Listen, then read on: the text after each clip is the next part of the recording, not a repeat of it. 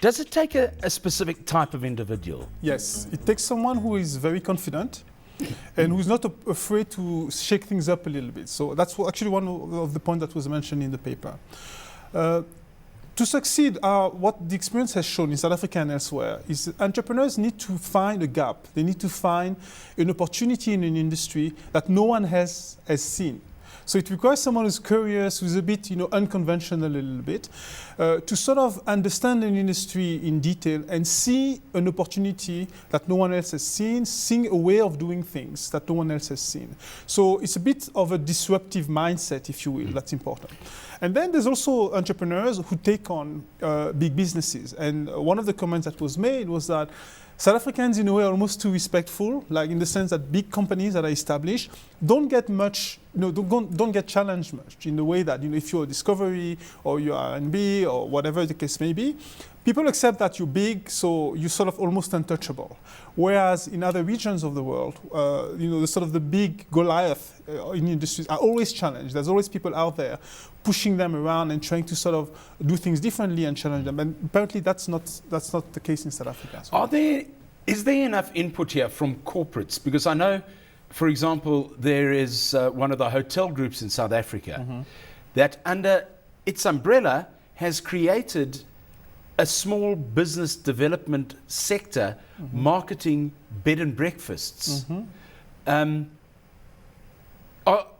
Is big business doing enough of that sort of work to try and promote other areas of their sector, in this case tourism? Not always. I think it depends on the culture of the companies. But for example, Discovery, Adrian Gore mentioned at the panel that his job is to, referring to the audience, he was saying, my job is to keep all of you guys out of my business. Right? So when there's sections of the industries that present opportunities, big companies will spot them. And if they're really agile on their feet, they would set up, either directly or with partners, companies to exploit those opportunities. So we see that happen, as you mentioned as well, in the tourism industry and other industries as well. So it does happen, but it's mostly when companies have to sort of defend a particular turf within the industry where they see a threat. But it's not as common as it should be. Tourism, we've mentioned, was one of the sort of growth points that you looked at in the white paper. And you didn't only look at where the opportunities lay, but you also looked at where the problems are going to come in. Let's just briefly go through some of those sectors. Right, sure.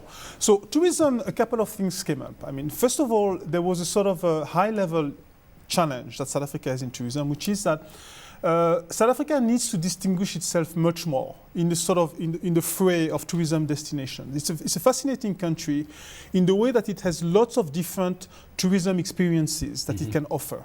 It can offer the beach and sand experience in Durban and Cape Town and PE and other parts. It can offer the safari, the Big Five safari travel. It can offer the business, business incentive travel as well.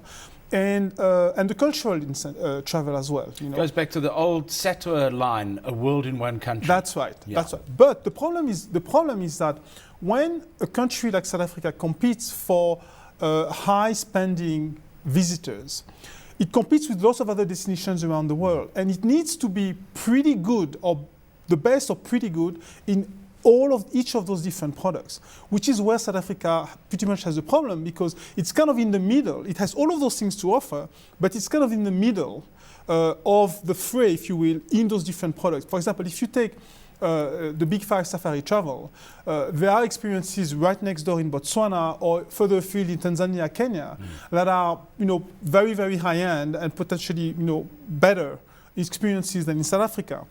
If you take the beach holiday as well, you've got places in the Caribbean or places, St. Barth and others, which is the places where South Africa competes with, that also are better marketed for that.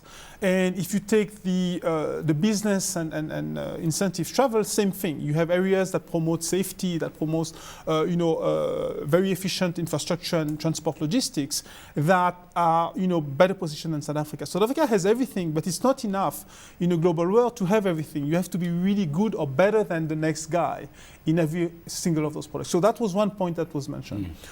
From an offer, from a product standpoint as well, one of the things that is common around the world is that tourism is actually one of the most complex industries you can compete in the sense that, people think that once you have the assets, the attraction, visitors will come. But it's far more complex than that. For example, we saw during the World Cup, private people, individuals, thinking, well, we're going to cash in on the World Cup, on the influx of visitors. We have an extra cottage in the garden that we can market and so on. But without realizing that when travelers travel around the world, they want to have things that are organized. They want to have the accommodation be part of a circuit that they book from. So there's a lot of back-end work around being in the right brochures, being present on the internet, being connected to brand names that make the visitors feel secure, that people need to be part of.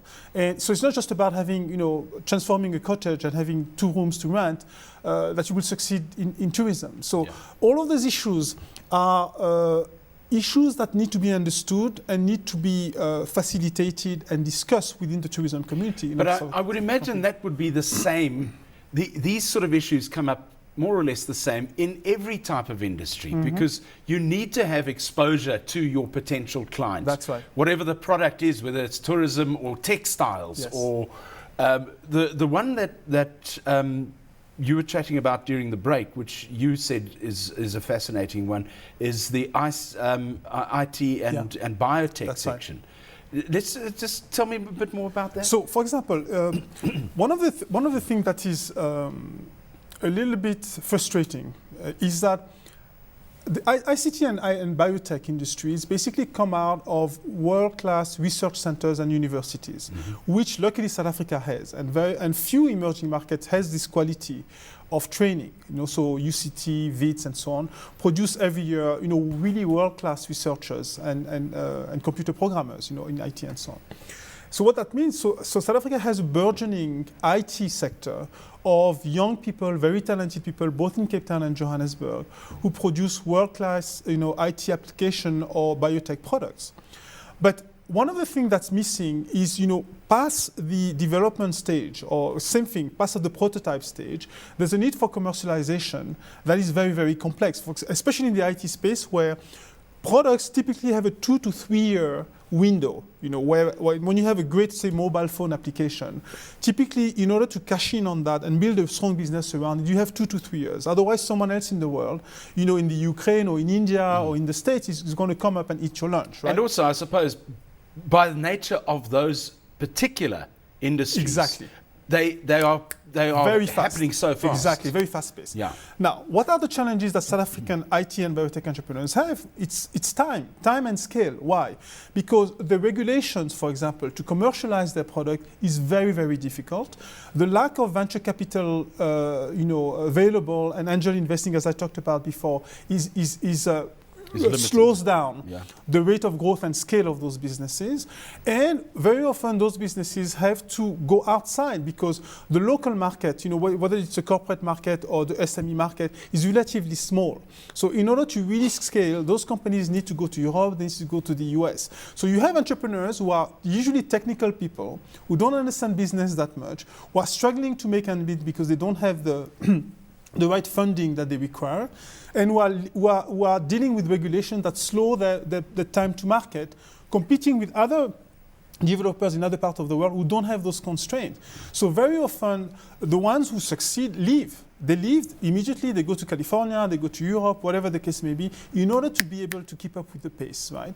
And that's a shame because, the talent, the raw talent is present in the country, but all the structures around it, to nurture this talent, to foster those companies is cumbersome, and it creates a problem for the country to really benefit from this creativity. Very briefly, just run through some of the other sectors that you looked at where you identified possible growth. So fashion and clothing, so same thing, very similar to the ICT and biotech, lots of creativity, a historical record of South Africa in that space, but again, similarly to tourism, a need to develop a local look, a local sort of look and feel.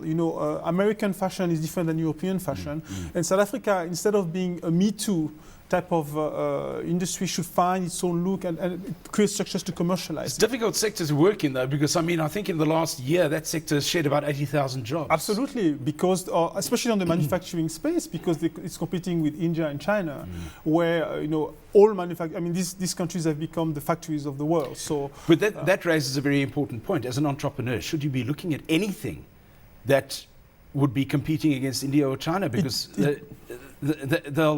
they'll knock your socks off? It depends on it depends on how you unpack your business. If you think, and this is a discussion we have very often with entrepreneurs. For example, what does it mean to be a South African luxury brand or South African clothing company? Does it mean that every single part of your business is local? Or is the conception, the creative part, what's important? Where you have the African and South African touch. You could have designs that are African, but the manufacturing being in India, in other countries, like the Europeans do, by the way. Nike shoes are made in Malaysia and Indonesia, but they're still. But the concept and the design, the intellectual capital lies within our country. Exactly. If there's somebody who's watching who has got I don't know, you may be sitting there saying, Malik, I've got a robot that cooks. It's in the kitchen. It's making me a roast chicken at the moment. I need to talk to you. If people need to get hold of Endeavour, yes, how do they interface with you? Very, very simply on our website, which is www.endeavour, ENDEAVOR, it's the American spelling, .co.za. And they will find all the contact numbers that they need there. There's that website up for you right now. So you can go there and have a look. You may be the person who has that idea that these guys can match you up with somebody else in the rest of the world. You could be the next person employing a lot of people, because this is the area where employment is going to happen. Absolutely. Malik Fal, MD of Endeavour, thank you very much for joining us on Mansfield's Money Sense. It's been wonderful having you here. Thank you.